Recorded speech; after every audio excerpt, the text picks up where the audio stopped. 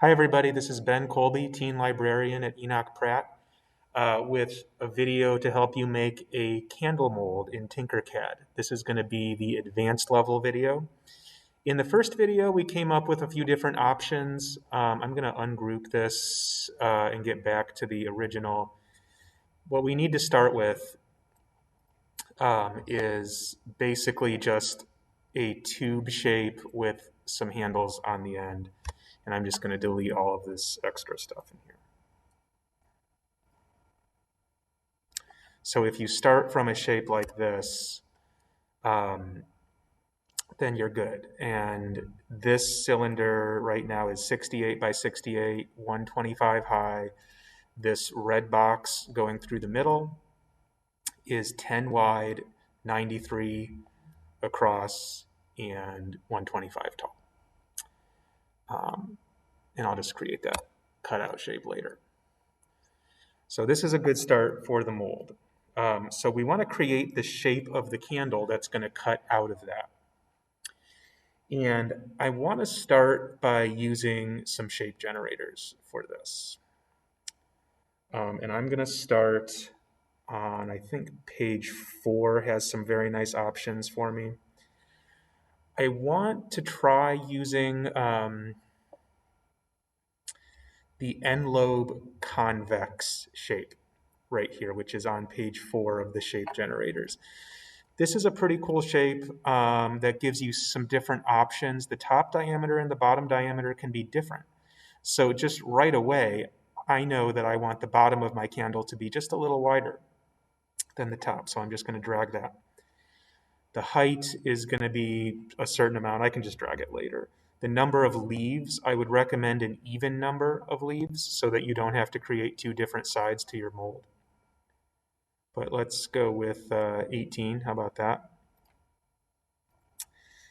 And then I can erode the bottom and erode the top. What does that mean? Well, the top is a little bit eroded right now. Let me just zoom in a little more so you can see those differences. When I erode the top, it's cutting the diameter of the circle down. So that's actually fine. And I want to do kind of an interesting trick here. I want to be able to alternate these things. These details are still a little bit too sharp for a candle mold. So let me do a Control-D duplicate. And this one, I'm going to rotate just so the bumps are exactly halfway in between the other one.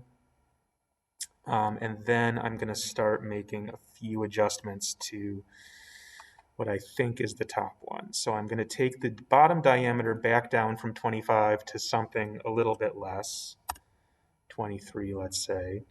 This shape does take a little while to render in Tinkercad, so I'm starting to get a little bit of unevenness on the bottom. That's pretty nice. And actually, I can see I want it to, I want this smaller part to be just a little bigger so I can round off these pieces. So instead of 23, let's make it 24 and see what that does. And I think that will just advance. Yes, it just makes it a little wider. And I very much like that shape because you can see it's uneven at the top and the bottom. Now this one, the one that, let's see, I want to erode just a little more at the top so that these pieces are smaller. And maybe this piece, I want to erode a little less at the top. So these pieces are bigger. And that looks really fantastic. So now I've got this alternating pattern that looks kind of different on the top and the bottom. And it's kind of like a volcano. It's bigger at the bottom. So I think that's great for the first step of what I wanted to do. I'm going to add one more thing to it.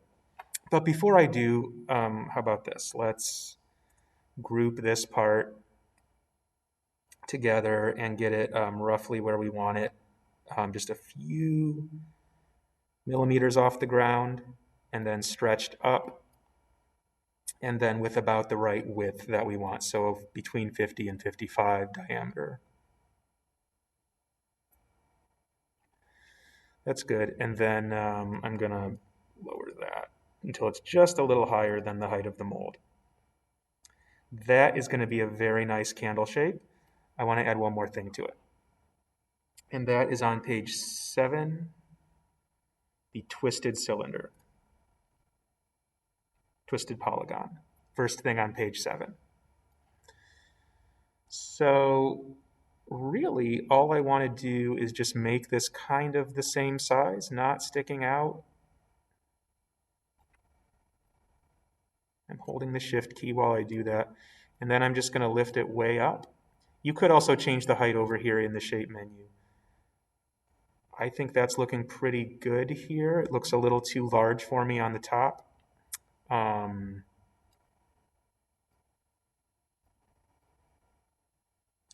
Maybe now it's too small. Let's just try that and see how it looks. I'm just going to stretch it back up to the same height. And I'm going to use the align tool to center this. Okay, so you can see that the purple is just barely coming out at the top. I want to give it a little more space than that, so I want to make it bigger, not super big.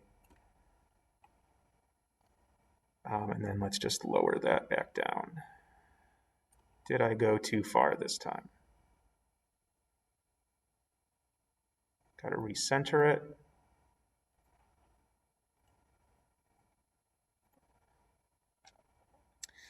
Yeah, that's great. So I've actually lost a little bit of the pattern at the top, but I kind of like how this candle is going to have two different designs really on the top and the bottom. Maybe just a little bit less, maybe just a little bit less, and just recenter. And actually, you could also run one of these the other way too. Let's try that. So I'm going to hit duplicate and mirror. And the duplicated version, I just want to mirror it in the other direction and see what happens. So it'll form kind of an X shape instead of a twist. Now I have 3 shapes to align to the center.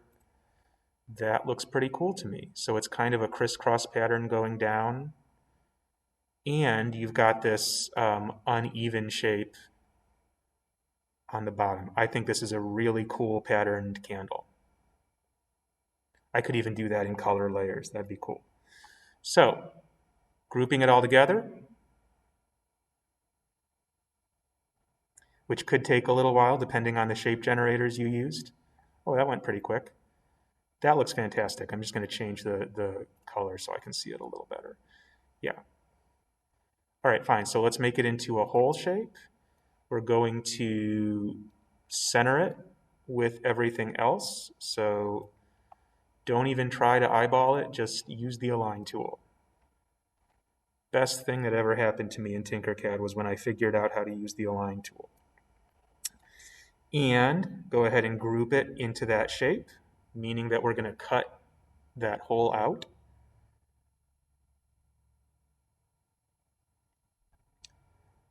Oh, I cut it out all the way on the bottom. Did not mean to do that. So how do I fix that? I'm going to undo that part and make sure that I lift this off the bottom a few millimeters and maybe squish the height down so I can get all those features in there without losing any of them.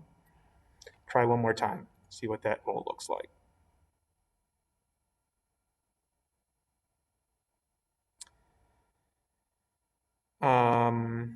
Yeah, nice on the bottom. I think I messed up when I was doing the cylinder cutout shape. I forgot to lift it off the ground. But so what I have is basically the pattern isn't going to start until a certain level. Not the end of the world at all for the candle. I could go back and fix it.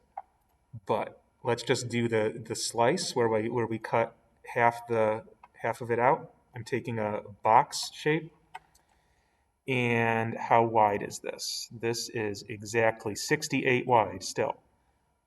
Okay, so I'm just going to drag this box to be really big, it's going to go onto the side, but I want the width of this to be exactly half of the width of this. So if this is 68, this is 68 divided by 2, which better be 34.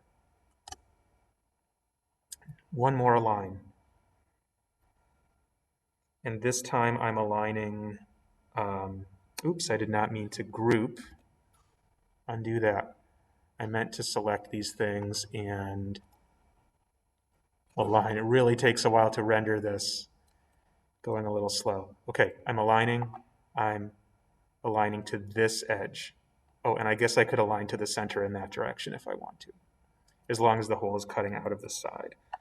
So now I group.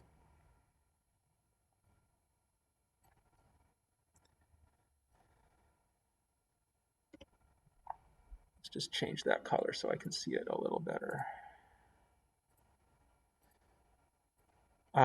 I think this looks fantastic. This is a great candle shape. That's an accident at the bottom, but it's not the end of the world. It'll still be a good candle. So before I'm done, let me just run through the shape generators and suggest some that you might want to try when you're creating a pattern. So on page 4, we have this flower shape, which is very nice, especially if you change the number of petals from 3 up to a bunch.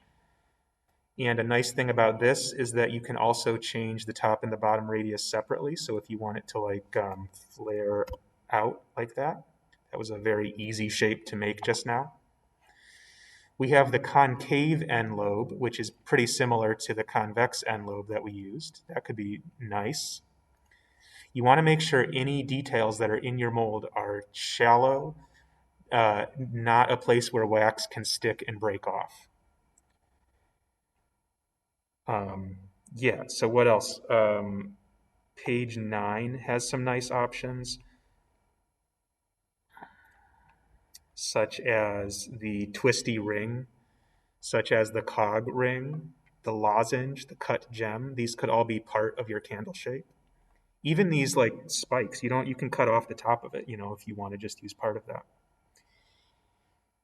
On page 13, I want to draw your attention to the circular array, which is very useful for something like this.